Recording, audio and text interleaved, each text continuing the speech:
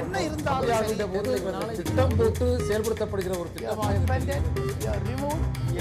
சூழலை உருவாக்குவதற்காக முடிவெடுப்பது என்று வரும்போது ஆட்சி பல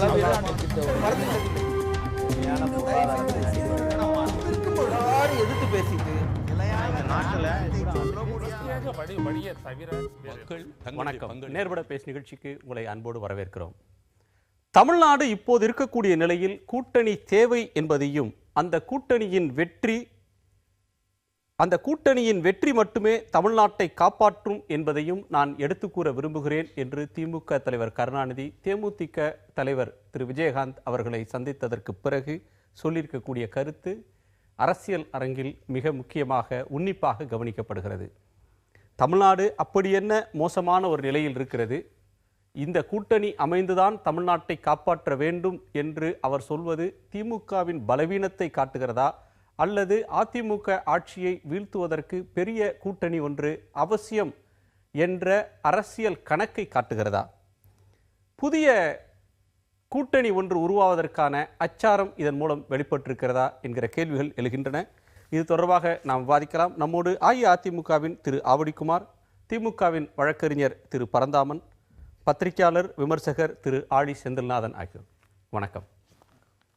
பரந்தாமன், நீங்க ஒரு எதிர்க்கட்சி அப்படின்ற ஒரு நிலையில விஜயகாந்த் அவர்கள் கேட்பது கூட்டணி ஒன்றுதான் தமிழகத்தை காப்பாற்றும் அப்படின்னு சொல்றது, அதிமுக ஒரு மிக பலமான வலிமையான இடத்துல இருக்கிறது, அதை எதிர்கொள்வதற்கு திமுகவால் இயலவில்லை அப்படின்ற பலவீனத்தை காட்டுறது ஆகாதா கருணாநிதி அவருடைய பேச்சு?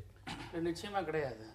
இது பலமா பலவீனமா அப்படின்னு பார்க்கறத விட இன்னைக்கு திராவிட முன்னேற்ற கழகத்தினுடைய தலைவர் இதை எந்த சூழலில் சொல்லியிருக்காருன்றதை முதல்ல பார்க்கணும். இப்போது எதிர்க்கட்சி தலைவராக இருக்கக்கூடிய அரசியலமைப்பு சட்டத்துக்குட்பட்டு எதிர்க்கட்சி என்று அங்கீகரிக்கப்பட்டவர் திரு விஜயகாந்த் அவர்கள். அவர் ஒரு எதிர்க்கட்சி தலைவராக இருக்கவர் கலைஞர் அவர்களை அவராக சந்தித்து தமிழ்நாட்டில் இருக்கக்கூடிய நிலைமைகள், இந்த மேகதாது காவிரி நீர் அந்த அணைகளை கட்டுவதற்கு அதை கட்டுவதை தடுப்பதற்காக மற்றும் நாட்டில் இருக்கக்கூடிய சட்டம் ஒழுங்கு பிரச்சனை, 20 தமிழர்கள் குருவியை சுட்டுவதைப் போல அண்டை மாநிலத்தில் சுட்டு போட்டிருக்கிறார்கள். இதற்கு இந்த அரசாங்கம் இதுவரை எந்த விதமான ஒரு கண்டிப்பு கூட முன்வரவில்லை. நிவாரணம் மட்டுமே ஒரு சாதாரண அதுக்கு தீர்வாகிடாது. நிவாரணம் என்றது ஒரு சாதாரண அப்போ எல்லா ஒரு குற்ற நிகழ்வுக்கும் நிவாரணம் கொடுத்துட்டு அது விடிவு காலம் முடிஞ்சிடாது. இந்த நிகழ்வில் ஒரு குறைந்தபட்சம் இந்த ஆண்டு கொண்டிருக்கக்கூடிய ஒரு முதலமைச்சராக இருந்தாலும் சரி அல்லது அந்த கட்சியினுடைய தலைவராக இருக்கக்கூடிய ஜெயலலிதாவும் சரி, இந்த குற்ற நிகழ்வை 20 பேரை சுட்டுக் கொன்ற அந்த தமிழர்கள் சுட்டுக் கொல்லப்பட்டார்கள் என்பதை கண்டிக்கிறோம் என்று இதுவரை அவர்கள் வார்த்தையால் அல்ல எந்த ஒரு நிலையிலும் அவங்க வெளிப்படுத்தவே இல்லை.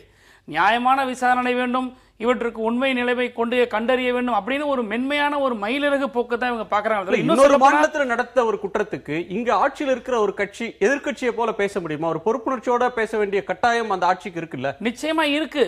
பொறுப்புணர்வோடு பேச வேண்டிய அரசாங்கத்திற்கு அந்த பொறுப்புணர்வு எப்படி இருக்குன்னு சொல்ல வேண்டும் என்றால், இங்கே சுட்டுக் கொல்லப்பட்ட அந்த தமிழர்களுக்காக இந்த குறைந்தபட்சம் இந்த முதலமைச்சர் அண்டை மாநிலத்தில் இருக்கக்கூடிய முதலமைச்சர் ரொம்ப தூரத்தில் கிடையாது, கிட்டத்தில் தான் இருக்கார்.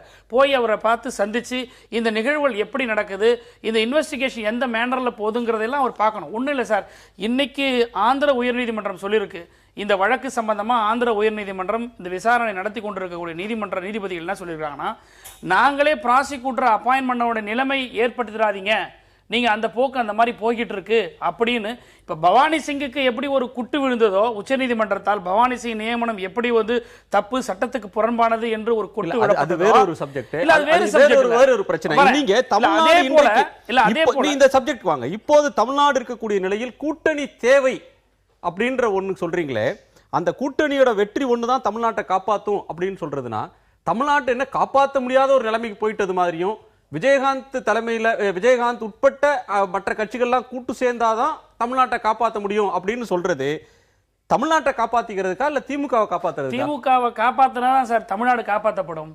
இதுதான் கடந்த கால வரலாறு. ஏன் இது வெளிப்படையா சொல்றேன்னு சொன்னா, உங்க கட்சியோட சுயநலம் இதுல தெரியுதே. கட்சியோட சுயநலம்ன்றதுன்னா நாங்க என்ன பண்ணிருக்கணும், நீங்க கூப்பிடுறதுனால நான் வர வேண்டிய அவசியம் கிடையாது, எங்களுக்குன்னு ஒரு மிகப்பெரிய ஒரு பலம் இருக்கு இந்த இயக்கம், இந்த கட்சி. இன்றைக்கு எங்களுடைய தலைவர் ஒரு வார்த்தை சொல்லிட்டாருன்னா உடனே அடுத்த 24 மணி நேரத்தில் லட்சக்கணக்கான தொண்டர்கள் ஒரு ஆர்ப்பாட்டத்தில் ஒரு சிறுநீரப்பு போராட்டமோ செய்யக்கூடிய வலுவான ஒரு இயக்கமா நாங்க இருக்கிறோம். நீங்க கூப்பிடுறதுனாலயோ இல்ல நீங்க வர்றதுனாலயோ நான் வரக்கூடாது அப்படின்னு எங்க தலைவர் நினைக்கல. இது பொது பிரச்சனை, மக்கள் பிரச்சனை. இப்போ ஒண்ணுல திமுக தலைமையில ஒரு போராட்டம் நடந்து அதுக்கு விஜயகாந்த் உள்ளிட்டவர்கள் கலந்து கொள்றதுன்றது திமுகவுக்கு வலிமையா, அல்லது விஜயகாந்த் அவர்கள் விடுக்கிற அழைப்ப அவர் தலைமையிலான ஒரு அணியில ஒரு தூதுக்குழு அல்லது ஒரு எதிர்க்கட்சி குழுல திமுகவும் ஒரு அங்கமா போறதுன்றது உங்க பலவீனத்தை காட்டுறதா? இவர் தலைமையில போய் ஒரு எதிர்க்கிறது ஒரு வலிமையா, அவர் தலைமையில போய் எதிர்க்கிறது வலிமையாங்கிறத பாக்குறத விட இன்றைக்கு ஒரு அரசாங்கமே செயல்படாத அரசாங்கம், இன்னும் சொல்ல போனா ஒரு டெட் பெட்ல இருக்கக்கூடிய ஒரு அரசாங்கத்தை எதிர்ப்பதற்கு இப்ப எல்லாருக்கும் டார்கெட் என்ன சார்? இன்னைக்கு தமிழ்நாட்டில் இருக்கிற அரசியல் கட்சிகள்லாம் அதிமுக தவிர மற்ற கட்சிகள் என்ன, இந்த அரசாங்கம் செயல்படல, இந்த அரசாங்கம் இன்றைக்கு முதலமைச்சர் என்ற ஒரு அமைச்சர் இந்த நாட்டில் இருக்கிறார்ன்ற ஒரு கேள்விக்குறியா இருக்குது. இப்படிப்பட்ட சூழல் இருக்கும்போது இவரெல்லாம் நம்ம இந்த ஆட்சிக்கு எதிரான ஒரு ஒரு வியூகத்தை அமைக்க வேணும், அடுத்த தேர்தலில் இந்த ஆட்சியை வீட்டுக்கு அனுப்பணும் அப்படின்னு நினைக்கிற எல்லாருமே ஒன்னு சேர்றதுல என்ன சார் தப்பு நினைக்குது? திருக்குமார், உங்க ஆட்சியை அகற்றுவதற்கு ஒன்று சேரணும் அப்படின்ற கருத்தை வலியுறுத்தி திமுக சொல்லுது. இதை நீங்க எப்படி பார்க்கிறீங்க? அது ஆட்சியை அகற்றுவதற்கு இந்த கட்சிகளால் இயலல, அகற்ற முடியுன்ற நம்பிக்கையும் இவர்களுக்கு இல்ல, அதனாலதான் கூட்டணி அப்படின்ற ஒரு முயற்சி எடுக்கிறாங்கன்னு பார்க்கிறதா, அல்லது எதிர்க்கட்சி வரிசையில யார் இருந்தாலும் ஆட்சிக்கு எதிரான வாக்குகள் சிதறக்கூடாதுன்னு சொல்லி கூட்டணி அமைக்கிறது இயல்புன்னு பார்க்கிறதா? இல்ல, ரெண்டுமே ஒண்ணுதான். அதாவது எதிர்க்கட்சிகள் வாக்குகள் சிதறக்கூடாதுன்னு அவங்க சொல்லையே இவங்களுக்கு பலம் இல்லை, மற்றவங்களுடைய பலத்தில் தான் இவங்க எதிர்க்க முடியுன்ற ஒரு நிலைக்கு வந்துட்டாங்கன்னு தான் பொருள். ஆக அது முழுக்க திமுகவினுடைய பலகீனம். இன்னும் சொல்ல போனால் இன்னைக்கு விஜயகாந்த் கூப்பிட்டவுடனே போயிட்டாங்கன்னு மட்டும் இல்லை, ஏற்கனவே மரியாதைக்குரிய மருத்துவர் டாக்டர் ராமதாஸ் திருமணத்துக்கு அழைச்ச உடனே கூட்டணி வந்துருச்சுன்னு ஓடினவங்க தான். வைகோ திருமணத்துக்கு அழைச்சா போக கூடாதுன்றீங்களா? இல்ல அந்த தோட்டம் வந்துதான் இல்லையா, உடம்பு முடியாத ஒரு கட்சி தலைவர் தன்னோட பேரன் பேத்தி கல்யாணத்துக்கு அழைக்கிறாங்க அப்படினா போக கூடாதுன்னு சொல்றீங்களா? நான் சொல்லிடுறேன். அதாவது அப்படி போகிறதே கூட்டணி கல்யாணத்துக்கு போனல, அந்த கல்யாணத்துக்கு அழைப்பு தந்ததையே அரசியலாக்கி அதனால ஒரு உறவு வந்துருச்சுன்னு சொல்லி ஒரு தோற்றத்தை உருவாக்கினவங்க. அதுதான் இன்னைக்கு செஞ்சிருக்காங்க. இதை நான் முடிச்சிடறேன், நீங்க அப்புறம் பேசுங்க. இதேதான் வைகோவை வடியில பார்த்ததுக்கு ஏர்போர்ட்ல இருந்து பார்த்ததுக்கு மதிமுகவோட கூட்டு சேர போறாங்கன்ட்டு ஒரு நிலைமை உருவாச்சு. ஆக யார கூடயாவது கூட்டு சேர்ந்து இது அதிமுக எதிர்க்க முடியும்ன்ற நிலையில அந்த கட்சியினுடைய பலகீனம் தான் அது காட்டுது. ஒரு கட்சி இன்னொரு கட்சியோட கூட்டு சேருது எதிர்கட்சியா இருக்கிறப்ப அப்படின்னா அது அந்த கட்சியோட பலவீனம் அப்படின்னு சொல்வீங்கன்னா, நீங்க கடந்த தேர்தல் 2011 விஜயகாந்த் அவர்களோட கூட்டணி சேர்ந்திருக்கீங்க. இருங்க, நீங்க கேக்குறது எனக்கு புரியுது. அதுல நீங்க சொன்ன வாசகத்தை பாருங்க. அதிமுகவை எதிர்ப்பதற்கு நம்ம எல்லாம் ஒன்னா சேர்ந்தாதான் முடியும்னு சொல்ல அது பலகீனம் இல்லாம வேற என்ன? அன்னைக்கு திமுக நான் முடிச்சிடுறேன். நோக்கம் என்பது எதற்காக? அதிமுக தனித்தனியா இருந்தா முடியாது, ஒன்னா சேர்ந்தாதான் முடியும்னு ஒருத்தர் முடிவுக்கு வராங்கன்னா அப்போ பலகீனம் இல்லாத என்ன வேற என்ன? சரி, இதுவரை 96, 2001, 2006, 2011 4 பொது தேர்தல்கள் தொடர்ந்து நடந்த 4 சட்டமன்ற பொது தேர்தல்கள்ல யார் வலிமையான கூட்டணி அமைச்சாங்களோ அவங்க தான் ஜெயிச்சிருக்காங்க. அது கருணாநிதி அவர்களானாலும் ஜெயலலிதா அவர்களாக இருந்தாலும்.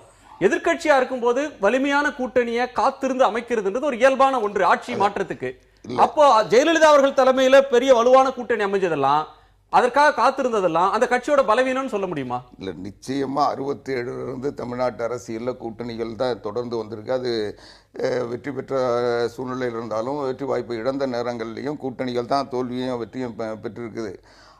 அதுல நான் மாற்று கருத்து இல்லை. ஆனால் 2014 நாடாளுமன்ற தேர்தலில் அனைத்து இந்திய அண்ணா திராவிட முன்னேற்றங்கள் எங்களுக்கு கூட்டணி வேணாம், இனி நாங்கள் தனியாக போட்டிடுறோம் முடிவு எடுத்தது. அதற்கு பிறகு நாங்கள் அதே நிலையில் தொடர்ந்துகிட்டு இருக்கோம். இன்றைக்கு கூட்டணி என்பதே கூட இன்றைக்கு ஒரு சில கட்சிகள் எங்ககிட்ட கூட்டணிக்கு வாய்ப்பு இல்லை என்பதால் தான் இன்னைக்கு தடுமாறிட்டு இருக்காங்க. அது தேர்தல் நேரத்தில் சூழ்நிலைகளுக்காக ஒரு சில உடன்பாடுகளை செய்து கொள்ளுகின்ற நேரத்தில் அதை செஞ்சுப்பாங்க, அது பிரச்சனை இல்லை. ஆனால் எதிர்ப்பதற்கு என்னால் தனியாக போக முடியாது, 4 பேர் வந்தால் தான் போக முடியும். பாமக பொறுத்த வரைக்கும் அவங்க கூட்டணி இருக்காங்களோ இல்லையா, நாங்கள் ஒரு உறுதியான நிலையில் இருக்கோம்னு சொல்றாங்க. இல்லையே, அவங்களும் எங்க தலைமையில் ஏற்றிட்டே தான் சேவ் பண்றாங்க. இல்ல, பாமக அந்த உறுதி கூட ராமதாஸ் அவர்களை யார் முதலமைச்சர் வேட்பாளர் ஏற்றுக்கொள்றாங்களோ அவங்களோட கூட்டணி சேர தயாரா இருக்காங்க. இவங்க எதிர்க்கட்சி தலைவர்ன்றதுனால விஜயகாந்துடைய தலைமை ஏற்றுட்டு தானே போனாங்க. இன்னும் சொல்ல போனா விஜயகாந்த் யாருடைய தலைமை ஏற்றுக்கிட்டாரு? பொன் ராதாகிருஷ்ணன் வாங்கின அப்பாயின்மெண்ட்ல அவர் போய் உட்கார்ந்துட்டு இருக்காரு. இவங்க இவங்க இவங்க என்ன கொள்கை? அதாவது தலைமை ஏற்றுக்காம அவருடைய லெட்டர் பேட்ல பின்னால கையெழுத்து போட்டா பின்ன தலைமை கிளாரிஃபை பண்ணிருங்க. அதாவது ரொம்ப தெளிவா சொல்லியிருக்காரு விஜயகாந்த் அவர். இது என் தலைமையிலன்றதெல்லாம் ஒண்ணும் கிடையாது. இது ஒரு முயற்சியை நான் எடுத்து எல்லாரும் ஒருங்கிணைந்து நாங்க ஒன்னா போறோம்னு தான் சொல்லியிருக்கிறாரு. தலைமைன்னு ஒன்றும் அதெல்லாம் சொல்லவே இல்லை. ரெண்டாவது சார் நான் ஒரு விஷயம் மனு எதுல கொடுத்தாங்க? அவர் லெட்டர் பேட்ல கொடுத்தாங்க. தேசிய முற்போக்கு திராவிட முன்னேற்ற கழகத்தின் லெட்டர் பேட்ல கையெழுத்து போட்டாங்களா இல்லையா? நீங்க இவ்வளவு கேக்குறீங்க. நான் ஒண்ணு சொல்றேன் சார். ஒரு பொறுப்புள்ள ஒரு நாட்டு அரசாங்கத்தை வழிநடத்துகிற ஒரு முதலமைச்சரா இருக்கிறவங்க இங்க இருக்கக்கூடிய அரசியல் கட்சி ஒரு சொல்லிருங்க. நீங்க நான் பேச விடுங்க. நீங்க விவாதத்தை திசை திருப்பாதீங்க. இல்ல திசை திருப்பல. நான் திசை திருப்பல. அதுக்கப்புறம் நான் பதில் சொல்ல வேண்டியது அது ஒரு வேற விவாதம். இல்லையான்றத மக்கள் முடிவு பண்ணட்டும். நாங்க என்ன செஞ்சோம்னு நான் சொன்னா அது ஒரு வேற விவாதம். பேச விடுங்க சார். என்ன பேச விடுங்க சார். இருங்க. அண்டை மாநிலத்தில் இருக்கக்கூடிய கர்நாடகா மாநிலத்தில் இருக்கக்கூடிய அந்த கட்சி அந்த ஆட்சி அவங்களுடைய அரசியல் கட்சிகள் எல்லாம் ஒன்னா சேர்த்து கொண்டு போய் மத்திய அரசை பாக்குறாங்க. நீங்க ஒரு பொறுப்புள்ள ஒரு முதலமைச்சராக இருக்கிறீங்கன்னா இந்த நாட்டு மேல அக்கறை இருக்கக்கூடிய முதலமைச்சராக என்ன பண்ணிக்கணும்? இருக்கக்கூடிய எதிர்கட்சியில் இருக்கக்கூடிய தலைவர்களை எல்லாம் கூப்பிட்டு ஒரு அனைத்து கட்சி கூட்டத்தை கூட்டி இந்த மாதிரி ஒரு பிரச்சனைகள் இருக்குது, வாங்க நாம எல்லாருமே டெல்லிக்கு போகணும்னு கூப்பிட்டு இருக்கணும். நீங்க செய்யல அந்த வேலையை. இல்ல சரி, நீங்க சொல்லிட்டு இல்ல நான் சொல்றேன். அதாவது அனைத்து கட்சி கூட்டம் கூட்டி முடிவெடுத்து அதை செயல்படுத்தின வரலாறு திமுகவுக்கு இல்ல. நான் முடிச்சு கேட்டீங்க, நான் பதில் சொல்றேன். அதுக்குதான் விவாதம் பெருசாக வேண்டாம். நான் உதாரணம் சொல்றேங்க. இலங்கை பிரச்சனை நடக்க சொல்ல அனைத்து கட்சியும் கூட்டினாங்க. அதுல தாப்பாண்டியன் சொன்னாரு எல்லா தமிழ்நாட்டில் இருக்கிற நாடாளுமன்ற உறுப்பினர்கள் ரிசைன் பண்ணணும்னு சொன்னாங்க. ரிசைன் லெட்டர் வாங்கினாங்க. அதுக்கப்புறம் யாரை கேட்டு அந்த கொடுக்காம விட்டுறதுன்னு முடிவு எடுத்தாங்க. அனைத்து கட்சி கூட்டத்தினுடைய முடிவு எல்லாம் ரிசைன் பண்ணன்றது. அந்த ரிசைன் லெட்டர் வாங்கி வச்சு இவரை ஒரு முடிவு எடுத்து அது வேண்டாண்டாரு. அது மட்டும் இல்ல, சிபிஎம் தரப்புல ரிசிக்னேஷன் லெட்டர் நான் என்ன கேக்குறேன், அனைத்து கட்சி கூட்டம்ன்றத ஒண்ணு இருங்க. அனைத்து கட்சி கூட்டம்ன்ற ஒருத்தருக்குமார் என்னோட எளிமையான கேள்வி பதில் இல்ல இல்ல நான் அனைத்து கட்சி கூட்டம் நீங்க கேட்கணுமா வேண்டாம்? எத்தனை கேள்வி கேட்டாலும் நான் பதில் சொல்றேன். இதையே ஒரு நெருக்கடி இருக்கு, முக்கியமான பிரச்சனை இருங்க. காவிரி அனைத்து கட்சி கூட்டம் கூட்டப்படணுமா வேண்டாம்? அது இந்த கேள்விக்கு பதில் சொல்லிட்டு அதுக்கு சொல்றேன். அதாவது காவிரி பிரச்சனை வந்தப்போ காவிரி பாசன விவசாய சங்கம் வழக்கு போடுது. அதுல தமிழ்நாடு சேர்ந்துக்கிட்டு வழக்கு உச்சநீதிமன்றம் நடக்குது. அனைத்து கட்சி கூட்டத்தில் சேர்ந்து அந்த முடிவெடுத்து வழக்கு போடப்பட்டது. தமிழ்நாடு அரசாங்கம் போட்ட 71 தமிழ்நாடு அரசாங்கம் போட்ட வழக்கு அனைத்து கட்சி கூட்டத்தில் சேர்ந்து எடுக்கப்பட்ட முடிவு வழக்கு போட்டது. அதுக்கப்புறம் வாபஸ் வாங்க சொல்ல இந்திரா காந்தி சொன்னாங்கன்னு வாபஸ் வாங்கினாரு. அப்போ அனைத்து கட்சி கூட்டம் தெரியலையா? அனைத்து கட்சிகள் தெரியலையா? ஆக சட்டம் இன்னும் கொஞ்சம் சொல்ல போனா சட்டமன்ற தீர்மானம் இது எதையுமே பொருட்படுத்தாம தனிப்பட்ட இந்திரா காந்தியை நம்பி வாபஸ் வாங்கினால இன்னைக்கு வரைக்கும் அந்த பிரச்சனை நீண்டுகிட்டு இருக்கு. இல்ல ஒரு அரசியல் அனைத்து கட்சி கூட்டத்தில் கூட்டி ஒரு முடிவெடுக்கப்பட்டு மத்திய அரசாங்கம் கொண்டு போகும்போது அங்க பிரதமராக மட்டுமே பேசுறதா சுருங்கிடக்கூடாது. முடிச்சிடறேன். அங்க இருக்கக்கூடியவங்க கொடுக்கிற உத்தரவாதத்தின் அடிப்படையில் எடுக்கக்கூடிய முடிவுகள். நான் என்ன சொல்றேன், அந்த முயற்சி கூட இந்த அரசாங்கம் எடுக்கலன்றது என்னுடைய குற்றச்சாட்டு. இப்ப இருக்கக்கூடிய கவர்மெண்ட் இவங்க நீங்க என்ன பண்ணிருக்கணும், குறைந்தபட்சம் நீங்க கூட்டிருக்கணும். இந்த விஷயத்துல இது ஒரு அப்பட்டமான அரசியல். அதை தவிர மேகதாது அணைக்கும் இந்த இவர்கள் செய்திருக்கக்கூடிய காரியத்திற்கும் துளியும் சம்பந்தம். இவர்கள் நீங்க சொல்றது யாரு? அதாவது திராவிட முன்னேற்ற கழகம் இன்னைக்கு சொல்ற அந்த தேமுதிக இவர்கள்லாம் போனாங்களே இன்னைக்கு, இது ஒரு நாள் ஷோ. இதுல ஒண்ணுமே ஒரு விஷயமும் இல்லை. இன்றைக்கு ஒரே நாளில் மேகதாது அணை பிரச்சனை பின்னுக்கு போய் தமிழ்நாட்டை ஒரு கூட்டணி ஆட்சி தான் ஆள வேண்டும் என்ற செய்தி விஜயகாந்த் மேல இருக்கிற காழ்ப்புணர்ச்சியில சொல்றீங்க. அத சொல்லி இப்போ ஒரு அனைத்து கட்சி குழு போய் பார்க்கணும். இப்ப ஒரு முதலமைச்சர் தலைமையில அனைத்து கட்சி குழு போகல, எதிர்கட்சி தலைவர் முயற்சி எடுத்து போகிறார். அவரை நம்பி நீங்க காங்கிரஸும் போறாங்க, பாரதிய ஜனதாவும் போகுது, திமுகவும் போகுது, மதிமுகவும் போகுது. அப்படி போற ஒரு அனைத்து கட்சி குழு போறதுன்றதே அரசியல். சமீபத்துல தமிழகத்தில் இருக்கக்கூடிய ஒட்டுமொத்த நாடாளுமன்ற உறுப்பினர்களும் பிரதமரை சந்திச்சாங்க, ஞாபகம் இருக்குங்களா? தமிழகத்தில் சட்டமன்றத்தில் அனைத்து கட்சிகள் ஆதரவோடு ஒரு தீர்மானம் நிறைவேற்றப்பட்டது நினைவு இருக்கிறதா? அன்றைக்கு இந்த விஜயகாந்த் எங்க போனாரு? அன்றைக்கு சட்டமன்றத்தில் இருந்தாரா?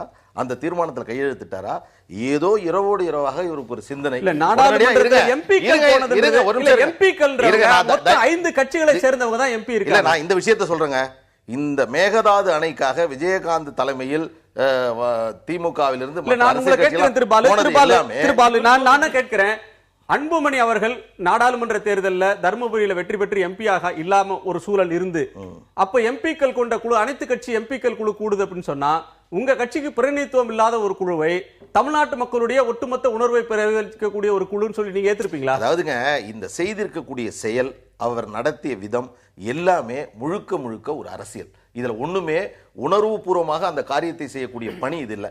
4 ஆண்டுகளாக எதிர்க்கட்சி தலைவராக எப்படி செயல்பட்டார் என்பதை இந்த தமிழகம் பார்த்து கொண்டிருக்கிறது. இதற்கு மேல் நான் முக்கியம் தரல. ஆனா ஒண்ணு சொல்றார், இதன் மூலமாக திமுக தலைவர் சொல்றார்ல, இதை கூட்டணி அமைந்தால்தான் தமிழக மக்களை காப்பாற்ற வேண்டும். கூட்டணி அமைந்தால்தான் திமுகவை காப்பாற்ற வேண்டும், கூட்டணி அமைந்தால்தான் என் பேரப்பிள்ளைகளை காப்பாற்ற முடியும் என்று சொல்வதாகத்தான் எங்களுக்கு படுகிறது. இன்னும் சொல்ல போனால் இந்த கூட்டணி அமைவதன் மூலமாக இல்ல தமிழ்நாட்டில் நாங்க சொல்றோம், இதை விட கலைஞர் அவர்கள் இன்றைக்கு கூட்டணி அமைந்தால்தான் தமிழகத்தை காப்பாற்ற முடியும் என்று சொன்னதை விட 5 முறை முதலமைச்சராக இருந்த இவர் சொன்னதை விட பாட்டாளி மக்கள் கட்சியினுடைய இளைஞரணி தலைவர் அன்புமணி ராமதாஸ் ஒன்றை சொன்னார். அதுதான் தமிழக மக்களுக்கு செல்ல வேண்டிய செய்தி, மிக மிக முக்கியமானது. ஏனென்று சொன்னால் ஊழல் நாணயத்தினுடைய இரு பக்கங்களாக இருக்கக்கூடிய திமுக, அண்ணா திமுகவை மீட்டெடுத்து தமிழக மக்களை காப்பாற்ற வேண்டும் என்று சொன்னால் இந்த 2 இயக்கங்கள்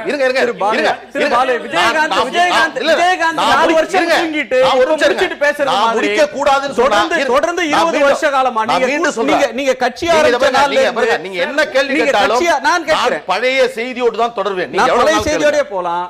கட்சி ஆரம்பிச்ச நாள்ல இருந்து சந்திச்ச எல்லா தேர்தலிலுமே நீங்க இன்னைக்கு வர்ணிக்கிற ஊழலின் 2 பக்கங்கள் அதிமுக திமுக, இந்த திமுக அதிமுகவோட தான் நீங்க கூட்டணி சேர்ந்துட்டு தேர்தலை சந்திச்சுட்டு வந்திருக்கீங்க. இன்றைக்கு எப்படி விஜயகாந்துக்கு திடீர் ஞானோதயம் வந்துருச்சு ஒரு இரவுல அப்படின்னு சொல்றீங்களோ, அதே வாதம் பாமகவுக்கு பொருந்தாதா? நான் இப்ப முடிக்கிறேன். அதாவது நாங்கள் மிக தெளிவாக சொல்லியிருக்கிறோம், இதுவரையில் நாங்கள் தேர்தல் கூட்டணி அமைத்தது என்பதற்காக வருத்தப்படுகிறோம், நாங்கள் மன்னிப்பு கேட்டுக்கொள்கிறோம் என்று சொல்றோம்.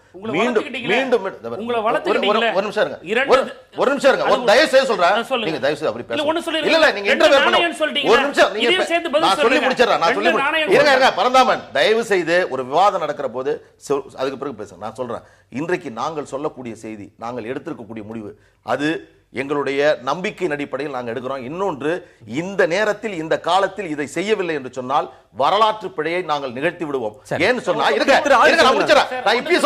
4 ஆண்டுகள் திமுக, நீங்க சொல்லக்கூடிய தேமுதிக யாரும் இந்த அரசியல் எதையும் தமிழகத்தில் செய்யாமல் அமைதியாக இருந்துவிட்டு காலம் முடிகிற போது நாங்கள் தான் அந்த இடத்தில் அமர்வர்கள் என்று சொல்வதை தமிழக மக்களை காப்பாற்ற வேண்டும் என்று தமிழக மக்களை காப்பாற்ற வேண்டும் என்று தமிழக மக்களை காப்பாற்ற வேண்டும் என்று திமுக விரும்பினால் யார் வெற்றி பெற வேண்டும் என்பதை விட அண்ணா திமுக தோற்கடிக்கப்பட வேண்டும், நாங்கள் அமர வேண்டும் என்பது முக்கியம் அல்ல. இல்ல நீங்க சொல்லுங்க, எங்களுக்கு ஆட்சி முக்கியம் அல்ல, நாங்கள் அதிகமான இடங்களை பெற மாட்டோம்.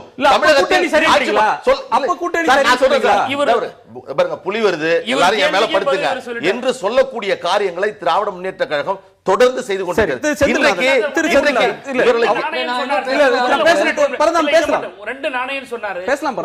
ஊழல் பத்தி சொன்னாரு அன்புமணி ராமதாஸ் மத்திய அமைச்சராக இருக்கும்போது, மத்திய அமைச்சராக சுகாதாரத்துறை அமைச்சராக சிபிஐ என்கொயரி இருக்கு. குழந்தை பிள்ளைக்கு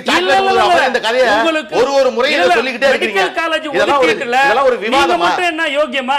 மெடிக்கல் காலேஜ் ஒதுக்கீட்டுல சிபிஐ வந்து விசாரணை இருக்குல்ல, கேஸ் நடந்ததுல போடைய அன்புமணி தான். நீங்க எப்படி ஊழல் பத்தி மத்தத பேசுறீங்க?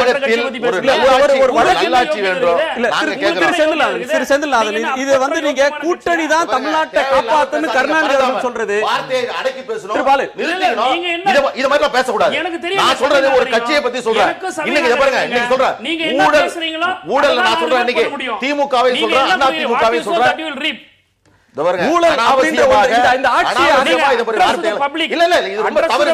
நீங்க இதை மெயின்டைன் பண்றீங்கன்னா நான் அமைதியா இருக்கேன். இது மிக மிக உங்களுக்கு இடையிலான மெடிக்கல் காலேஜ் அலோகேஷன்ல சிபிஐ கேஸ் இருக்கா இல்லையா? என்ன மெடிக்கல் காலேஜ் அலோகேஷன் ஊழலே கிடையாது, சிபிஐ இருக்கா? ஊழலே கிடையாது, அது ஒரு நடைமுறை விதிமீறல். ஓகே, அப்ப சிபிஐ கேஸ் இருக்கு உங்க பேர் மேல? ஊழலே கிடையாது, சிபிஐ கேஸ் அன்புமணி மேல இருக்கு. நம்ம ஒரு விவாதத்தை வேற இடத்துக்கு கொண்டு போறோம். நான் என்ன சொல்றேன், தமிழ்நாட்டுல இந்த மாதிரி ஒரு மோசமான ஒரு அரசியல் தமிழ்நாட்டில் நடக்குது. என்னன்னு கேட்டீங்கன்னா, இன்னைக்கு இல்ல திருபாலு, நீங்க இரண்டு கட்சிகளும் ஊழல் கட்சிகள். இது ரொம்ப தவறுங்க. இல்ல சொல்லக்கூடிய வாதங்கள் மிக குழந்தைத்தனமான வாதம், சிறுபிள்ளைத்தனமான வாதம், உங்களுடைய அரசியல் முதிர்ச்சி இல்லாத வாதம். இதெல்லாம் ஒரு வாதம். அது சரி. இப்ப அன்புமணி மேல இருக்கிற வழக்கா இல்லையான்றது இப்ப இதுவா பிரச்சனை? இதுவா இன்னைக்கு பிரச்சனை? நான் சொன்னேன் இன்னைக்கு வந்து விமான நிலையத்திலிருந்து அழைச்சு வந்தீங்களா? நீங்க அதை விட கேவலமானது வேற ஏதாவது இருக்கா? சரி. நீங்க எல்லாம் பேச வந்துட்டீங்க. இப்போ உங்களுக்கு மட்டும் என்ன கனிமொழி இருக்கு? மேலேயும் வழக்கு இருக்கு, சிபிஐ வழக்கு இருக்கு, அன்புமணி மேலேயும் சிபிஐ வழக்கு இருக்கு. நீதிமன்றம் முடிவு செய்யட்டும். தமிழ்நாடு நீதிமன்றம் பரந்தாமன் இது வந்து நீதிமன்றம் இந்த மாதிரி பேசுற விவாதம். நீதிமன்றம் சபைங்க, அது அன்புமணி உங்களை ஆட்சிக்கு கொண்டு வரலனா உங்களை திரு அங்கீகரிக்கிற தமிழ்நாடு சாபக்கேடாயிடுமா? அப்படின்னா வானளாவிய அதிகாரம் படிச்சதா? கொஞ்சம் அமைதி பாருங்க. யார் மேல வழக்கு இருந்தாலும் அது அன்புமணி மேல வழக்கா இருக்கட்டும், ஆராசா மீதான வழக்கா இருந்தாலும் நீதிமன்றம் முடிவு சொல்லும். நீதிமன்றம் ஒருவரை குற்றவாளின்னு தீர்ப்பு சொல்றவர்களையும் அவர் நிரபராதிதான். அந்த அந்த அடிப்படையில ஒண்ணுமே இல்லாத மாதிரி சரி, அது பேசக்கூடாதுல்ல. விவாதம் இல்லை. இப்போ அதுதான். திரு செந்தில்நாதன் கூட்டணி தான் தமிழ்நாட்டை காப்பாற்றும் அப்படின்னு கருணாநிதி சொல்றது அவரோட அனுபவத்துல சொல்ற வெளிப்பாடுன்னு எடுத்துக்கிறதா, அல்லது திமுகவோட பலவீனத்தை காக்குறதுன்னு சொல்றதா? இதை எப்படி பார்க்கிறது? வெறும் அரசியல் பேச்சா, அனுபவ பேச்சா? இதை எப்படி பார்க்கிறது? அப்படி பிரித்து பார்க்க முடியாது. இதில் வந்து 2 அம்சங்கள் இருக்குது. முதல் விஷயம், இதில் திமுகவினுடைய பலவீனம் அப்படின்னு சொல்கிறத விட திமுகவுடைய ஒரு பதற்றம் தான் இதில் வந்து கூடுதலாக தெரியுது. ஏன்னா இந்த கூட்டணி அரசியலுங்கிறது இன்னைக்கு புதுசு இல்லை. இது வந்து கிட்டத்தட்ட பல ஆண்டு காலமாக இருக்கிறது. இங்கே இருக்கிற மாற்றி மாற்றி பேசிக்கொள்ளக்கூடிய யாருமே தங்களுடைய சொந்த பலத்தை மட்டுமே எப்போதும் நம்பியவர்கள் கிடையாது. ஏதோ ஒரு எலெக்ஷனில் சொந்த பலத்தை நம்பி இருக்கிறான். எதிர்கட்சி பலமாக இருக்குதுன்னு நினைச்சா கடைசி நிமிஷம் வரையில பேரம் பேசி கடைசி நிமிஷம் வரையில வந்து ஒரு ஒரு பதற்றமான சூழலை உருவாகி தங்களோட சொந்த பலத்தை நம்பி இப்ப நிக்கிறாங்களே. இனிமே பார்க்கலாம். இதுவரையிலும் நடக்கல.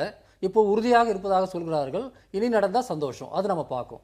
நான் என்ன சொல்றேன், திமுகவுடைய அந்த ஸ்டேட்மெண்ட் பத்தி நான் முதல்ல பேசுறேன்.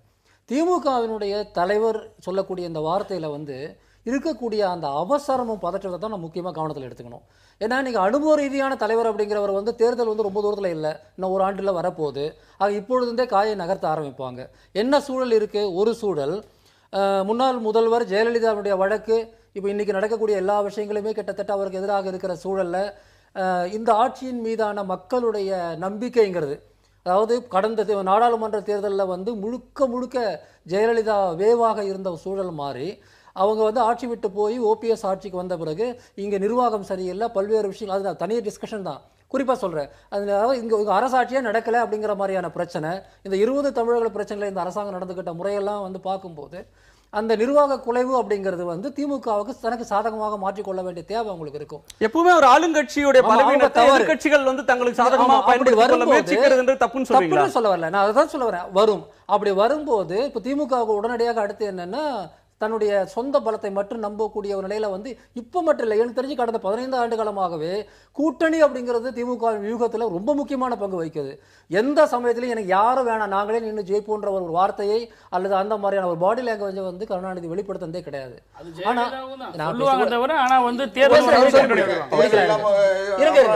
இது கிடையாது. அதனால வந்து அவருடைய அணுகுமுறைங்கிறது என்னன்னா அடுத்து வரக்கூடிய தேர்தலுக்கு அச்சாரத்தை வந்து போடக்கூடிய விஷயம். ஆனா இந்த வார்த்தை இருக்கு பாத்தீங்களா, கூட்டணி இல்லாம தமிழ்நாட்டை காப்பாற்ற முடியாதுன்னு, அப்படின்ற ஒரு வார்த்தை சொல்வது என்பது நிச்சயமாக ஒரு பலவீனம் தான். இப்போ நீங்க தேர்தலுக்கு வந்து கூட்டணி அமைக்க போறீங்கன்னு சொன்னா கூட்டணியை நான் ஏற்றுக்கொள்கிறேன், ஆனா வந்து அது என்னோட டேர்ம்ஸ் தான் இருக்கணும் அப்படிங்கிறது தான் பெரிய கட்சியுடைய அணுகுமுறையா இருக்கும். இப்ப நீங்க நான் பலவீனமா இருக்கிறேன், நீங்க நாமெல்லாம் சேரலாம் தமிழ்நாட்டு விஜயகாந்த் அவர்களை ஜனநாயகத்தில் தமிழ்நாட்டு மக்களை ஒன்று திரட்டுகிற முயற்சியை தம்பு விஜயகாந்த் எடுத்துக்கொண்டதற்காக நான் அவரை பாராட்டுகிறேன். அவர் அப்படி பாராட்டுவதற்கு அடையாளமாக திமுக கழகம் அவருடைய முயற்சிக்கு எல்லா வகையான ஆதரவையும் தர தயாராக இருக்கிறது அப்படின்னு சொல்றது.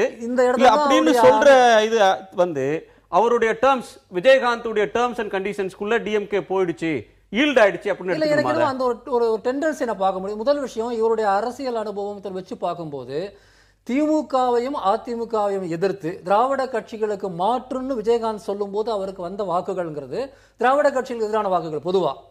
அதன் பிறகு கடந்த தேர்தலை பொறுத்தவரையில அது திமுக எதிர்ப்பு அலையில வந்து அதிமுகவோட சேர்ந்து தேமுதிமுக இல்லைன்னா கூட அதிமுக அந்த அளவு ஜெயிச்சிருக்கும், அந்த அலையில வந்தது. கடந்த தேர்தலில் வந்து அவருடைய பலம்ங்கிறது என்னங்கிறது வந்து நாடாளுமன்ற தேர்தலில் ஓரளவுக்கு ஒரு மட்டுப்படுத்தப்பட்ட ஒரு விஷயத்தை நம்ம பார்த்தோம்.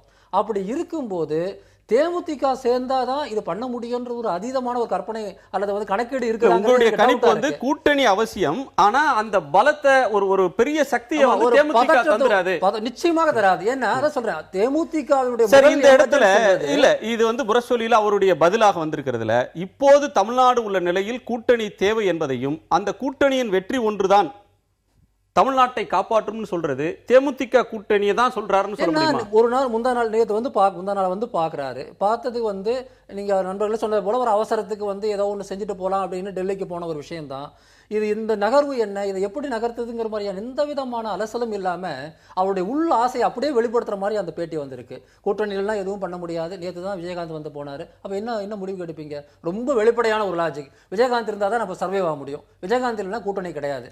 இப்படி ஒரு பெரிய ஒரு இடத்தை விஜயகாந்துக்கு வந்து எப்படி ஒரு கொடுக்குறாருன்னு எனக்கு புரியல. நான் இதுல ஒரே ஒரு சின்ன பதில் ஷார்ட்டா சொல்லி, அதாவது என்னன்னா, இப்போ நண்பர் சொல்ற மாதிரி விஜயகாந்த் அவர் வந்து தலைவரை பார்த்தது, தலைவருடைய பதில் இதெல்லாம் வந்து பதற்றத்தை கொடுக்குது, டேர்ம்ஸ் பத்தி சொல்லல, இந்த மாதிரிலாம் ஒரு கருத்துக்கள் வருது.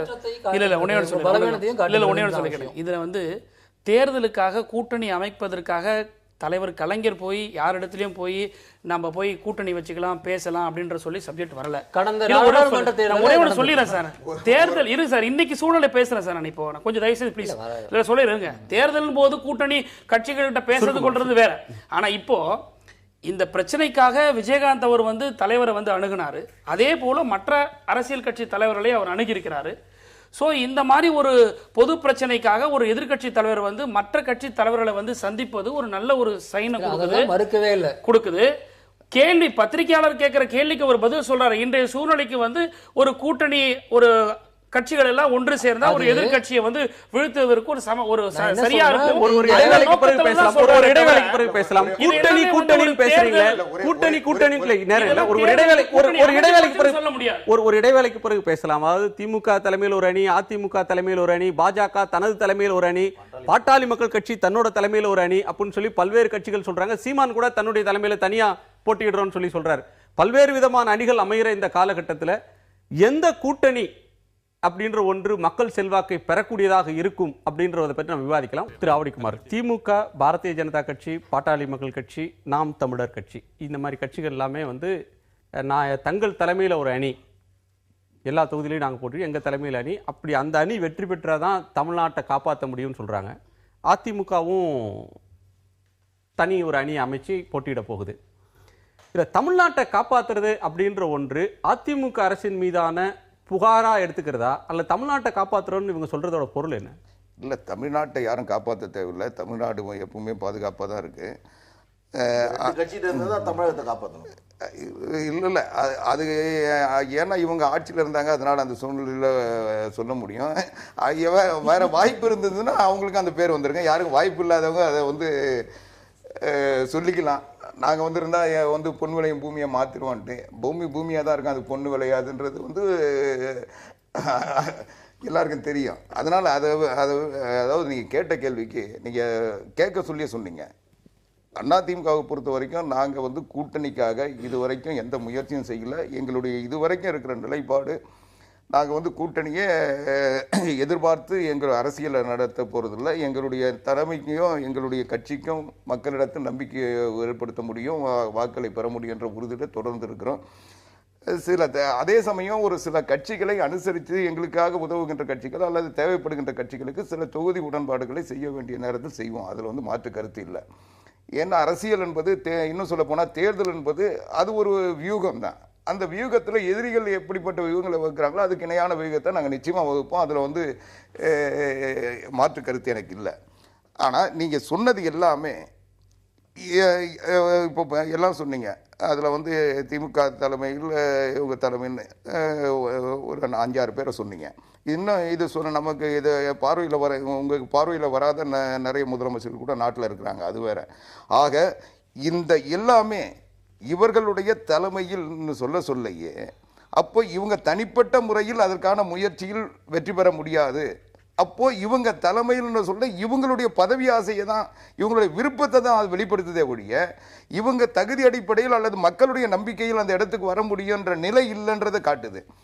ஆக கூட்டணியை நம்பி மட்டும்தான் வெற்றியை பெற முடியும் என்ற ஒரு நிலையில் அவர்கள் இருக்கிறார்கள்.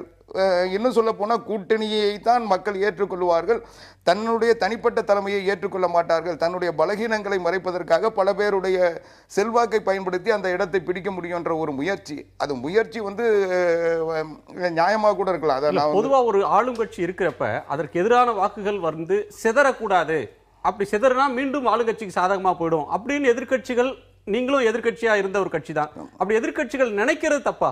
நினைக்கிறது தப்புன்னு யாரும் சொல்லலையே. ஒவ்வொரு கட்சியும் வந்து முதலமைச்சர் ஆகிறதுக்கோ இல்லை பதவிக்கு வர்றதுக்கோ தான் அரசியல் நடத்துகிறாங்க. அரசியலில் யாரும் வந்து பதவி ஆசை துறந்தவர்கள் யாரும் அரசியலுக்கு வர்றது கிடையாது. அவங்க வந்து சமூக சேவை செய்வாங்க. நம்ம செந்தில்நாதன் சார் மாதிரி அவங்க கருத்துக்களை சொல்லிட்டு அவங்களுடைய கடமையை முடிச்சிருவாங்க. ஆனால் அரசியலில் வந்து களத்துக்கு வர்றவங்க அவங்களுக்கு ஒரு வகையில் வந்து பதவி வந்தால் தான் அந்த தன்னுடைய கருத்துக்களை நிலைப்படுத்த முடியும், செயல்படுத்த முடியுன்ற நம்பிக்கை உள்ளவங்க தான் பெரும்பாலும் அரசியலில் இருக்கிறாங்க. அதுதான் அந்த எனக்கு இருக்க சூழ்நிலையும் கூட. இவங்க நான் சொல்ல வர்றது, இவங்களுடைய நோக்கம் தனக்கு மக்கள் எந்த இடத்தை தருகிறார்களோ அந்த இடத்திலிருந்து பணியாற்றுவது என்பது வேறு. ஆனால் தனக்கு மக்கள் தராத இடத்தை மற்றவர்களை சேர்த்து அவருடைய பலத்தை வைத்து உருவாக்கி கொள்வது என்பது வேறு. அதற்கான முயற்சியில் தான் இன்றைக்கு தமிழ்நாட்டில் இருக்கின்ற அரசியல் கட்சிகள் இருக்கிறது. குமார் அவர்களுடைய கருத்தோட சேர்த்து இன்னொன்று கேட்கிறேன். 1998 அதிமுக எதிர்க்கட்சியா இருக்கிற போது ஒரு வலுவான கூட்டணியை ஜெயலலிதா அவர்கள் அமைச்சாங்க. அன்னைக்கு அந்த கூட்டணி அமைப்பதற்காக பாட்டாளி மக்கள் கட்சியோட அலுவலகத்துக்கு சென்றார், மதிமுக அலுவலகத்துக்கு சென்றார், சுப்பிரமணிய சாமியுடைய அலுவலகத்துக்கு சென்றார், வாழப்பாடி ராமமூர்த்தி நடத்தின கட்சி அலுவலகத்துக்கு கூட சென்றார்.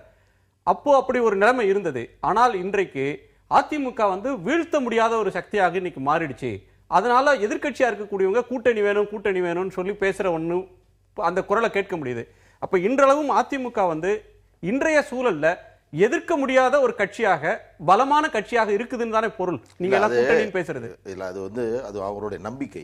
98 நீங்க சொன்னீங்க, அன்னைக்கு ஜெயலலிதா அவர்கள் எங்கள் தேனாம்பேட்டை அலுவலகத்திற்கு ஜெயலலிதா அவர்கள் வந்தார்கள். அதே போன்று சுப்பிரமணிய சாமி அலுவலகம் வந்தார்கள். ஆனால் 98 வாஜ்பாய் அரசை கவிழ்த்ததற்கு பிறகு 99 தேர்தல் நடைபெற்றது.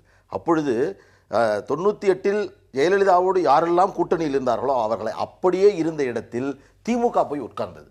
99 அவர்கள் போய் அங்கே உட்கார்ந்து புதிய கூட்டணி என்று உருவாகி அதற்கு பிறகு அதுவும் அதிகமான இடங்களை பெற்றது. அப்படி உட்காரும்போது நீங்க போய் அவங்கள்ட்ட பேசுனீங்களா? திமுக அலுவலகத்துக்கு போய் கூட்டணி பேசுனீங்களா? இல்ல அவங்க வந்து உங்கள்ட்ட ஒரு முறையும் திராவிட முன்னேற்ற கழகம் தான் சந்தர்ப்பத்தை எதிர்பார்த்து காத்து கொண்டிருக்கக்கூடிய அரசியல் கட்சி என்பதை அரசியல் நோக்கர்கள் நன்கு அறிந்து கொள்வார்கள். அது ஒரு புறம் இருக்கட்டும். அப்ப பாமக வந்து இது சந்தர்ப்பவாதம், நாங்க இருக்க மாட்டோம்னு சொல்லுச்சாப்போ? இல்ல, அதுதான் நாங்க செய்த பிழையை எத்தனை முறை தாங்க சொல்றது. நான் என்ன சொல்றேன், நான் மீண்டும் சொல்றேன், திராவிட முன்னேற்ற கழகத்திற்கு தமிழக மக்களை காப்பாற்றக்கூடிய தகுதி இப்பொழுது இருக்கிறதா என்று சொன்னால் அந்த தகுதியை திராவிட முன்னேற்ற கழகம் இழந்து கொண்டிருக்கிறது காலப்போக்கில். ஏன்னா முன்பு அதிகமான இடங்களில் நின்று மெஜாரிட்டியாக வரக்கூடிய இடங்களில் வெற்றி பெற்று ஆட்சி அமைத்தது போய் இன்றைக்கு அதிகமான இடங்களில் போட்டியிட்டு கிடைத்த வரையில் வெற்றி பெற்று அதற்கு பிறகு கூட்டணி அமைத்து மைனாரிட்டி ஆட்சி அமைக்கக்கூடிய நிலைமை உருவானது. இன்றைக்கு 234 தொகுதிகளில் சரிசம பாதிக்கு அதிகமாக நிற்காமல் கூட மற்றவர்களுக்கு கொடுத்து இன்னமும் ஒரு வரலாற்று சம்பவத்தை நினைவுபடுத்தாம இருக்க முடியாது. 2006ல திமுக ஆட்சிக்கு வந்த போது அவங்களுக்கு தனி பெரும்பான்மை இல்ல, மைனாரிட்டியாக இருந்த நேரத்தில் காங்கிரஸ் கட்சி ஆட்சியில பங்கு வேணும்னு கேட்ட நேரத்துல முதல் முறையா பாட்டாளி மக்கள் கட்சி தான் வந்து கவர்னர் மாளிகைக்கு கடிதம் எழுதினாங்க. நாங்க வந்து ஆட்சியில பங்கு கோர மாட்டோம், இந்த ஆட்சியை முழுமையா ஆதரிக்கிறோம், 5 ஆண்டு காலம் இந்த ஆட்சி ஆதரிப்போம்னு சொல்லி ஒரு கூட்டணி அரசு அமையறதை நீங்க கெடுத்தீங்க. நல்லா சொன்னீங்க. இப்ப கொஞ்ச நேரத்துக்கு முன்னாடி பரந்தாமன் சொன்னாரு, எங்களால நீங்க எல்லாம் பயனடைஞ்சீங்கன்னு. நாங்கள் பயனடைந்ததை விட எங்களை போன்ற கூட்டணி கட்சிகளை சேர்த்து கொண்டு ஆட்சியில் அமரக்கூடிய வாய்ப்பை பல்வேறு சூழல்களில் தமிழகத்தில் பல அரசியல் கட்சிகள் கொடுத்திருக்கிறது. ஆனா ஒன்னே ஒண்ணு சொல்றேன், இன்றைக்கு மிக முக்கியமானது, யார் ஆள வேண்டும் என்பதை விட யார் ஆளக்கூடாது என்ற கருத்தை மக்கள் மன்றத்தில் நாங்கள் எடுத்து உங்க பார்வையில யார் ஆளக்கூடாது என்ன சொல்றோம்? தமிழ்நாட்டில் கடந்த 60 ஆண்டுகளாக இந்த திராவிட முன்னேற்ற கழகம், அனைத்து இந்திய அண்ணா முன்னேற்ற கழகம் இவர்கள் செய்த தவறுக்கு நாங்கள் தான் மாற்று சக்தி என்ற தோற்றத்தை அரசியல் நெருங்கக்கூடிய தேர்தல் நெருங்கக்கூடிய காலம். எனக்கு நீங்க கேள்வி நீங்க சொல்ல வந்தது சரியா சொல்ல மாட்டீங்க. யார் ஆள வேண்டும் அப்படிங்கிறது முக்கியம் இல்ல, யார் ஆள கூடாதுன்றது முக்கியம். திராவிட முன்னேற்ற கழகம், அனைத்து இந்திய அண்ணா முன்னேற்ற கழகம் தமிழகத்தில் அவர்கள் நினைத்ததை அதிமுக ஆள கூடாதுன்னு சொல்றீங்களே, ஆள கூடாதுன்னு சொல்றீங்களே, அப்ப நீங்க ஆளணும். நிச்சயமா நான் என்ன சொல்றேன், தமிழ்நாட்டுல இந்த 2 இயக்கங்களுக்கு மாற்றாக மக்கள் மீது நம்பிக்கை கொண்ட, மக்களை பற்றி யோசிக்கக்கூடிய அரசியல் இயக்கங்கள் ஆள வேண்டும். அந்த வரிசையில் பாட்டாளி மக்கள் கட்சி முதலில் இருக்கிறது. கூட்டணி பற்றி தமிழ்நாட்டில் வந்து ஒரு விசேஷமான ஒரு பிரச்சனை என்னன்னா, மற்ற இடங்கள்ல கூட்டணிங்கிறது கூட்டணி ஆட்சியா இருக்கும். அதாவது வந்து இப்போ நீ கேரளாவில் எடுத்தீங்கன்னா LDF UDFன்னு சொல்லும்போது மற்ற கூட்டணி கட்சிகளுடைய மந்திரிகள் இடம்பெறுவது போன்ற விஷயங்கள் சென்ட்ரல் கவர்மெண்ட்ல நாம் பார்க்குறோம். இங்கே கூட்டணின்னு சொல்லும்போது என்னன்னா, ஆட்சிங்கிறது எப்பயுமே வந்து திமுக ஆட்சியாகவும் அதிமுக ஆட்சியாக இருக்கும். தேர்தலுக்கு தான் கூட்டணி. மற்ற மற்ற விஷயங்கள் அவங்க கட்சிகளுக்கு செஞ்சாலும் அந்த ஆட்சிங்கிறது பெரும்பாலும் வந்து இந்த ரெண்டு கட்சியினுடைய ஆட்சி தான். கூட்டணியில் வந்து ஜெயிச்சு வரவங்க எதிர்கட்சியாக உட்காருவாங்க, இல்லைன்னா தனியே இருப்பாங்க. அந்த கலாச்சாரங்கிறது வந்து திமுக வந்து ரொம்ப தெளிவாக வைக்கிற விஷயம். அதனுடைய ஒரு தோல்வி தான் இது. ஆக்சுவலாக திமுக வந்து கூட்டணி ஆட்சிங்கிறத எப்பவுமே வந்து எல்லாரும் சேர்ந்து உழைச்சி ஜெயிச்ச பிறகு நாங்கள் மட்டும்தான் ஆட்சியில் இருப்போம், நீங்கள்லாம் வந்து தனியே தான் அப்படின்னு சொல்லக்கூடிய அந்த வியூகத்தின் தோல்வியை நான் பார்க்குறேன். இப்போ இல்ல அந்த நிபந்தனை, அந்த பொது செயல் திட்டம், அந்த நிபந்தனை என்று தேர்தலுக்கு முன்னாடியே வரணும் இல்லையா? முன்னாடியே வரணும், நிச்சயமா முன்னாடியே வரணும். மக்கள் மத்தியில் உண்மையை சொல்லி ஆகணும். இப்போ என்ன பிரச்சனைன்னா, அவடிக்குமார் சொல்லக்கூடிய கருத்துக்கள் வந்து ஒரு விஷயம் தெளிவாக அவர் என்ன நினைக்கிறாருன்னா, குறிப்பாக இந்த ஸ்ரீரங்கம் எலெக்ஷனுக்கு பிறகு நினைக்கிறேன், எங்களுக்கு யாருமே தேவையில்லை, நாங்கள் தனித்து நின்று ஜெயிச்சிட முடியும், தேவைப்பட்டால் வந்து கொஞ்சம் பேருக்கு இடம் அப்படி ஒதுக்கி கொடுத்து பண்ணிட முடியும் அப்படின்னு சொல்லிட்டு ஒரு கருத்து சொல்கிறாரு. அது இந்த காலகட்டத்தோட சிந்தனை. அதிமுகவினுடைய தொடக்க காலகட்டத்தில் இருந்தே அதிமுக காங்கிரஸ் கூட்டணிங்கிறது தான் வந்து திமுகவை உடைச்ச பெரிய கூட்டணி. அதன் பிறகு வந்து கம்யூனிஸ்டுகள் இருந்திருக்கிறாங்க, மற்றவங்க இருந்திருக்கிறாங்க. அதனால இன்னைக்கு இருக்கிற சூழல்ல, இன்றைக்கு இருக்கிற சூழல் கூட சொல்ல முடியாது. ஏன்னா இன்னைக்கு ஜெயலலிதா வழக்கு எதை நோக்கி போகிறதோ அதை பொறுத்து வந்து சூழல் மாறினால் இன்னும் ஒரு வருஷத்துல ஒரு மெகா கூட்டணி உருவாக்குற முயற்சியில அதிமுகவும் ஈடுபடும். இந்த ரெண்டு பேரும் ஈடுபடக்கூடிய இந்த கூட்டணி முயற்சிக்கு மாறான ஒரு விஷயத்தை வரணும்னு தான் நான் சொல்றதெல்லாம் ஹைப்போதெட்டிக்கல், இப்படி நடக்கலாம் அப்படி நடக்கலாம், ஊகத்தின் பேர்ல பேசக்கூடிய சொல்ல முடியுது. ஏன்னா இந்த ரெண்டு விஷயங்கள் இப்போ வந்து இன்னும் முடிவடையல. ஜெயலலிதாவின் கேஸ் வந்து எங்க போய் முடியும்? இந்த ஆட்சியினுடைய முழுக்க வந்து ஒரு தலைமையற்ற ஒரு நிர்வாகத்திறனற்ற ஆட்சிக்கு எதிராக மக்களுடைய மனநிலை எப்படி மாறும்? இந்த ரெண்டு விஷயங்களை பொறுத்து தான் வந்து நீங்க பார்க்கணும். ஆனா நீங்க சொல்றதுக்காக தான் கேட்டுக்கிறேன். இல்ல நீங்க சொல்லுங்க இதையும் சேர்த்து சொல்லுங்க. பொது சிந்தனையாளர் ஒரு பத்திரிகையாளர்னால இப்போ கேஸ் ஜெயலலிதாவெல்லாம் விட்டுருவோம் சார். நண்பர் ஒண்ணு தெளிவா சொல்லணும், இந்த கவர்மெண்ட் இப்ப எப்படி நடக்குது, இந்த மக்கள் வந்து இந்த கவர்மெண்ட்ல எந்த அளவுக்கு பாதிக்கப்பட்டிருக்காங்க, இந்த கவர்மெண்ட் உண்மையிலேயே அரசாங்கம் எப்படி செயல்படுறத அதையும் சொல்லுங்க தான் இப்ப பேசுனேன். இந்த அரசு தலைமையற்ற நிர்வாகத்திறனற்ற அரசு தான் பேசுனேன். ஏற்கனவே ஒரு சந்திப்புல தான் பேசுனேன். கடைசியா இதுல இன்னொரு விஷயம் ஒரே ஒரு நிமிஷம் சார். இந்த அரசை பத்தியோ இல்ல வேறு விவகாரம் பத்தியோ பேசணும்னா எவ்வளவு நேரம் வேணா பேசலாம். ஆனா இன்றைக்கு இந்த இது வந்து டைவர்ட் பண்ணாதீங்க. இப்போ இருக்கிற இல்ல நீங்க எல்லாமே விவாதத்துக்கு நீங்க சொல்ற கருத்துக்கள் ஒன்னொன்னு விவாதத்துக்கு உட்பட்டது, ஒன்னொன்னுக்கு நான் விளக்கம் சொல்ல தயாரா இருக்கிறேன். அதை அமைச்சுதான் எதிர்கட்சிகளுடைய செயல்பாடு. அதே மாதிரி அரசு செயலற்ற தன்மையா இருக்கிறதுனால அரசு எதிர்கட்சிகள் ஒன்னா சேரணும்ன்றாங்க. இல்ல தமிழ்நாட்டுல ஒரு புது கான்செப்டை ஏன் உருவாக்க கூடாது? நான் சொல்றேன் ஒரே நிமிஷம். ஒரு நல்ல வாய்ப்புங்க இந்த தேர்தல்ல. நான் சொல்றேன் எல்லாருமே தனியாவே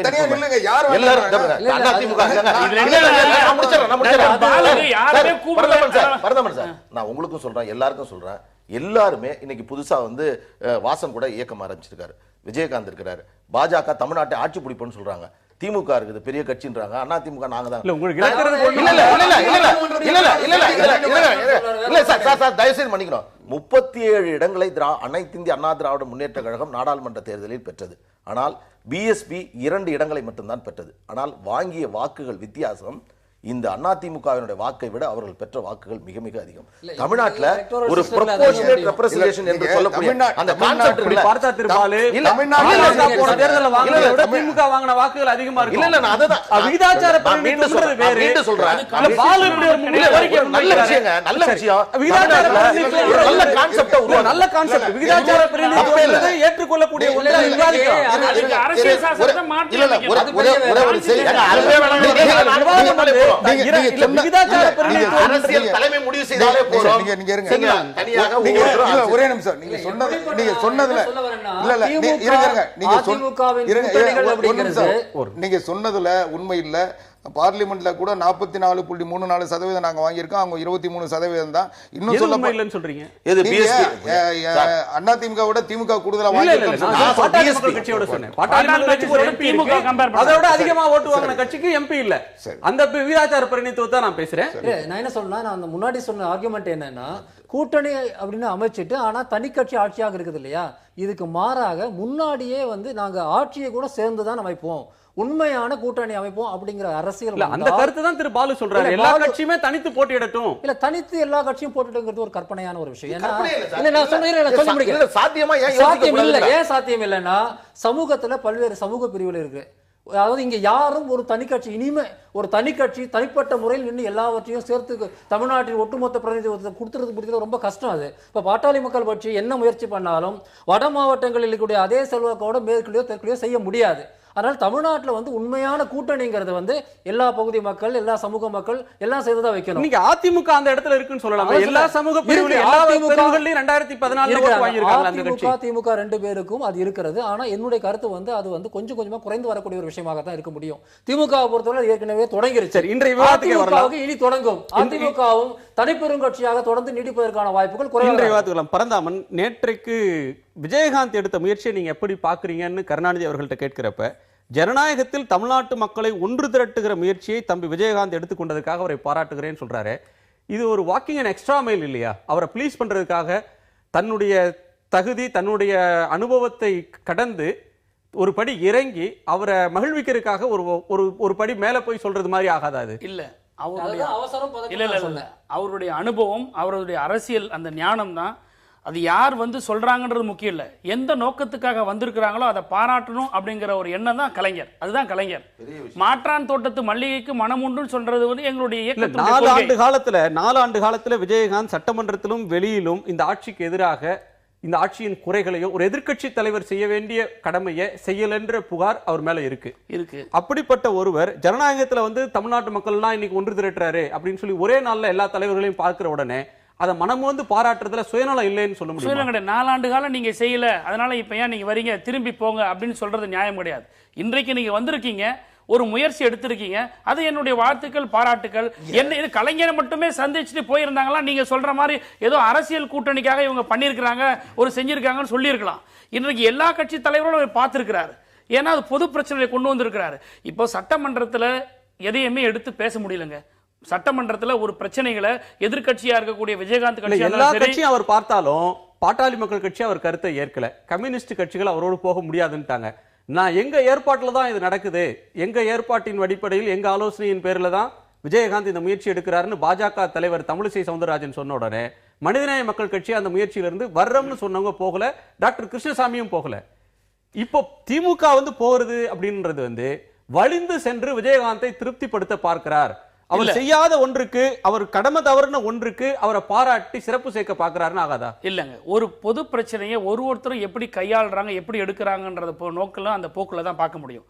திமுகவை பொறுத்த வரைக்கும் இன்றைக்கு தமிழ்நாட்டில் இருக்கக்கூடிய இந்த அரசாங்கம் ஒரு அரசாங்கமாகவே இல்லை, ஒரு செயலற்ற ஒரு அரசாங்கமா இருக்குது. மக்கள் இன்னைக்கு சொல்லுன்னா துயரத்துக்கு ஆயிருக்கிறாங்க, எல்லாத்துலயும் ஊழல் ஏற்பட்டிருக்குது, சட்ட ஒழுங்கு பிரச்சனை ஏற்பட்டிருக்குது. அதுக்கு விஜயகாந்த் பாராட்டுறது எங்க இருக்கு? அது ஆட்சியை விமர்சிக்கிறது உங்க மேல.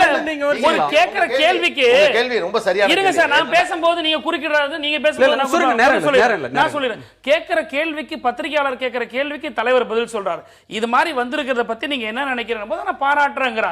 இது ஒரு கூட்டணிக்கு இது ஒரு அச்சாரமான்னு கேட்டா, இது போன்ற ஒரு கூட்டணியா, ஒரு கூட்டு முயற்சியா இருந்து ஆளுகின்ற அரசாங்கத்தை எதிர்ப்பதற்கு ஒரு வழிவகுத்து அது சந்தோஷங்கிறார். இதுதான் ஒரு கேட்கிற கேள்விக்கு பதில் தானே தவிர, இது என்னமோ கலைஞர் வந்து வழியே வந்து இது சொன்னாரு, இதை செஞ்சாரு, அதற்காக கலைஞர் பதட்டம் அடைந்தாருன்னு சொல்லி நீங்க உங்களுடைய புரிதல் ஒரு இடைவேளை கூட பேசல. விஜயகாந்தோட போனாங்கல்ல, போகாதவங்களை பத்தி சொன்னீங்க. போனவங்களே ஏண்டா போனோம் அப்படிங்கிற நிலைமை டெல்லியில் ஏற்பட்டதை நம்ம ஊடகத்தில் நேரடியாக பார்த்தோம். சிவா அவர்கள் பக்கத்தில் உட்கார்ந்தார், விஜயகாந்த் பக்கத்தில். ஒருவேளை கலைஞர் சிவாட்ட, திருச்சி சிவாட்ட என்னப்பா நடந்துச்சு எப்படின்னு கேட்டிருந்தாருன்னு வச்சுங்க, நீங்கள் சொல்கிற இந்த ஸ்டேட்மெண்ட்டை கட்டாயம் விட்டுருக்க மாட்டார். ஏன்னா அவர் வந்து எதற்காக போனோம், என்ன நோக்கத்துக்காக போனோம், மேகதாது அணை என்ன எதுவுமே தெரியாமல் ஏதோ கிளம்பணும், எல்லாம் வாங்க, யாராவது வரீங்களா வாங்க என்று போன ஒரு சாதாரணமான ஒரு நிகழ்வு சார் இது தமிழக அரசியல். விஜயகாந்தோட கூட்டு சேர்றதுக்கு போன 10 மாசத்துக்கு முன்னாடி அவர் எதுவுமே செய்யல, மறந்து போச்சு அப்படின்ற ஒரு கேள்வி இருக்கு. அதிமுகவை வீழ்த்துவதற்கு கூட்டணி அவசியம் என்று திமுக தலைவர் கருணாநிதி கூறியது அனுபவ பேச்சா அல்லது அரசியல் பேச்சா என்று கேட்டிருந்தோம்.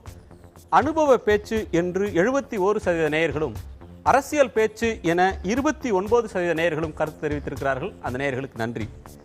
இது அரசியல் பேச்சு அப்படின்னு நீங்க சொன்னாலும் அதை நிராகரிக்கிற ஒரு போக்கு தெரியுது திரு பாலு.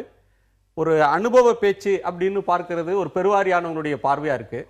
உங்கள் இந்த நிகழ்ச்சியுடைய நிறைவு பகுதியாக இந்த ரிசல்ட் மேல மக்கள் வந்து இது வந்து அனுபவத்திலிருந்து வெளிப்படுற ஒரு பேச்சு அப்படின்னு ஏன் பார்க்குறாங்க, அந்த பார்வைக்கான அவசியம் எங்க இருந்து வருது அப்படின்றத உங்க நிறைவு கருத்து சொல்லுங்க. உங்களுடைய தமிழகத்தில் வந்து திராவிட முன்னேற்ற கழகம் அவர்கள் ஆட்சி செய்த காலத்தில் நடந்த தவறுகள், அவர் செய்த பிரச்சனைகள் எல்லாம் இன்னும் மக்கள் மனதில் இருந்து கொண்டுதான் இருக்கிறது.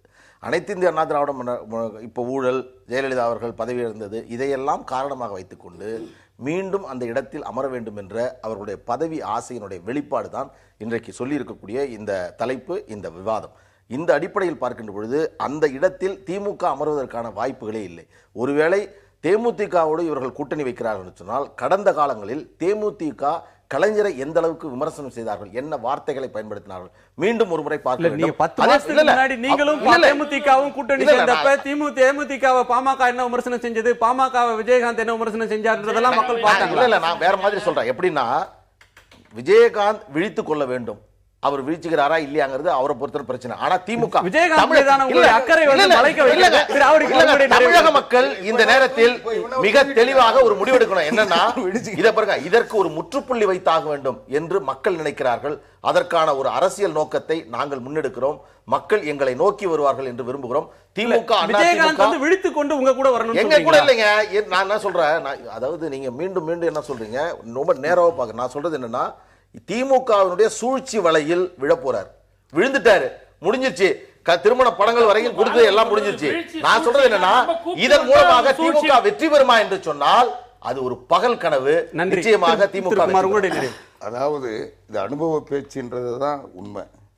என்னன்னா, இன்றைக்கு அவருடைய அனுபவம் அனைத்து இந்திய அண்ணா திராவிட முன்னேற்ற கழகத்தை எதிர்த்து தனியாக வெற்றி பெற முடியாதுன்னு சொல்லுது. அதனால் அவர் ஒரு பாதுகாப்புக்காக யார் வந்தாலும் சேர்த்துக்கிறார். இன்றைக்கு இன்னும் அவர் கூப்பிடுற விஜயகாந்த் பாரதிய ஜனதா கட்சியினுடைய பிடியிலிருந்து விடுபடவில்லை. இன்னும் சொல்ல போனால், இந்த நேற்றைய நிகழ்ச்சியை ஏற்பாடு செய்தது பாரதிய ஜனதா கட்சியினுடைய ராஜதந்திரம். முழுக்க முழுக்க அவர்களுடைய பலகீனத்தை மறைப்பதற்காக ராஜதந்திரமா, விஜயகாந்தோட ராஜதந்திரமா, அல்லது கருணாநிதி வீட்டுல உட்கார வச்சு டிஃபனை கொடுத்து கூட்டு வந்து அவர் வீட்டுல உட்கார வச்சு பேட்டி கொடுக்கிறாரு. அவர் தான் பிரதமர் கிட்ட தேதி வாங்கினாருன்னு சொன்னதுனால ஜவஹர்லாவும் கிருஷ்ணசாமியும் புறக்கணித்ததாகவும் சொல்றாங்க. இதையெல்லாம் இருக்கு. இன்றைக்கு என்னை பொறுத்த வரைக்கும் அவங்க அவங்களுடைய பலகீனத்தை வெளிப்படுத்துறாங்க. யார் கூட வேண்டுமானாலும், பாரதிய ஜனதா எந்த மதசார்பற்ற கூட்டணின்னு சொன்னாங்களோ அந்த மதசார்பற்ற கூட்டணி நாடாளுமன்ற தேர்தலில் இருந்த கூட்டணியிலிருந்து 2 பேர் இன்னைக்கே வெளியே போயிட்டாங்க. ஆக இவங்க இல்லாத ஒரு கூட்டணிக்காக இருக்கிறவங்களும் எழுந்துகிட்டு இருக்காங்க. அதுதான் அவங்களுடைய 2 பேர் வெளியே போயிட்டாங்கன்னு தெரியல சார். தேர்தலுக்கும் கூட்டணிகளுக்கும் இன்னும் நேரம் காலங்கள் இருந்தாலும் கூட இன்றைக்கு மக்கள் என்ன முடிவு பண்ணியிருக்கிறாங்கன்னா, ஒரு செயலற்ற அரசாங்கத்தை இதை வீட்டுக்கு அனுப்பணும், இதுக்கு ஏதாவது ஒரு விடிவு காலம் வராதா, இதுக்கு ஏதாவது ஒரு செயல் திட்டம் வராதாங்கிற ஒரு நோக்கத்தில் தான் இன்றைக்கு தலைவர் கலைஞர் சொன்ன கருத்துக்கு இன்றைக்கு மக்கள் இந்த அளவுக்கு ஒரு கருத்துக்களை ஆதரவு வெளிப்படுத்தியிருக்கிறார் என்று சொன்னால், ஆக இந்த நாட்டிலே ஒரு மாற்றத்தை மக்கள் விரும்புகிறார் என்பதுதான் அர்த்தம். இது திமுகவுடைய பலவீனத்தையும் பதற்றத்தையும் காட்டுகிறது. ஆனால் அதே சமயத்தில் இந்த மாதிரியான கூட்டணி தவிர்க்க முடியாது. ஒருவேளை ஜெயலலிதாவினுடைய வளர்ப்பு அரசாங்கம் தொடர்ச்சியாக இந்த செயலற்ற தன்மையை தொடர்ந்தால் இந்த கூட்டணிக்கும் திமுகவுக்கும் மறுபடியும் ஒரு வாய்ப்பு இருக்கு அப்படிங்கிற மாதிரி தான் நான் நினைக்கிறேன். ஆனால் இது நிச்சயமாக அவருடைய அனுபவம் அப்படின்றது சொல்லலாம், அனுபவம்லாம் உண்மைதான்.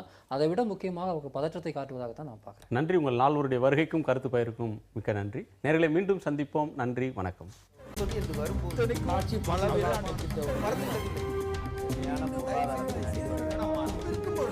எதிர்த்து பேசிட்டு மக்கள் தங்களுடைய பங்களிப்பை அளிக்க வேண்டும்.